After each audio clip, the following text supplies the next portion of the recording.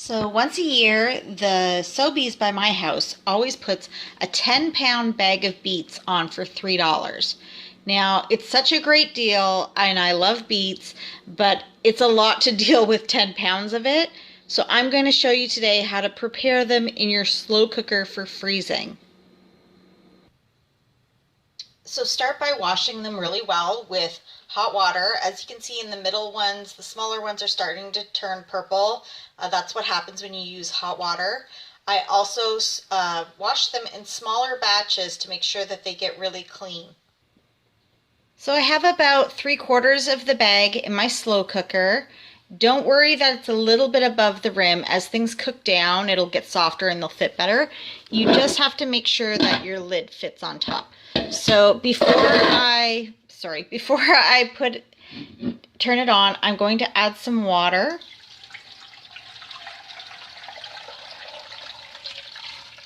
I'm not sure exactly how much water it is, but in my mind, it's probably to this line here.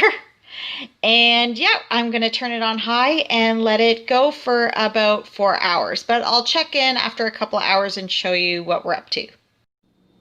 So we're a little over the 2-hour mark.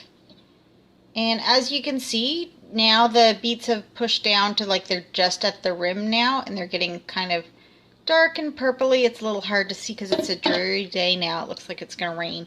But yeah, I'll check in another couple hours.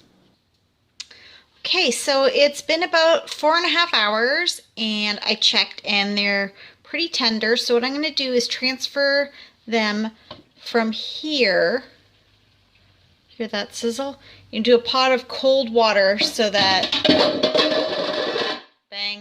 so that the cooking process stops and that I can peel them easily.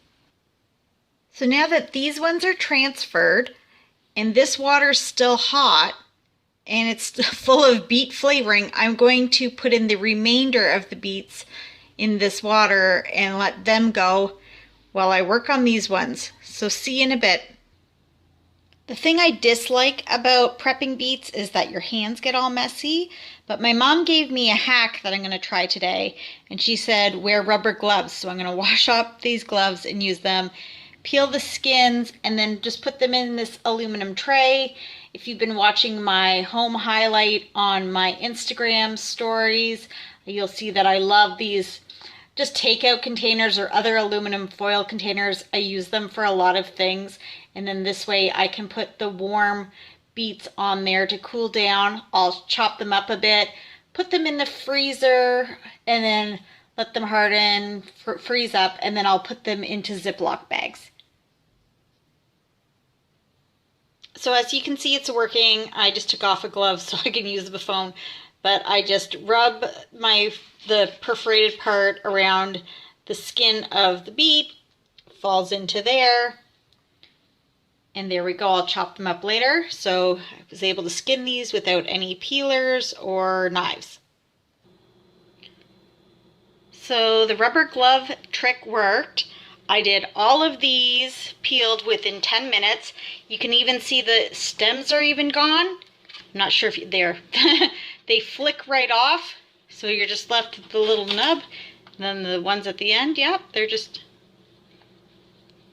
see, gone.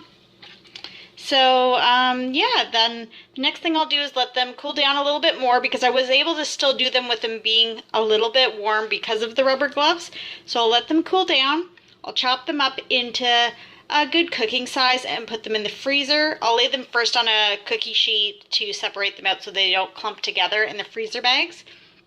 I have the second bunch going, and with those I'll probably leave whole because I'll have some tonight with dinner and use the rest for a meal prep this week. And maybe I'll even try a beet smoothie. So let me know what you do with your beets.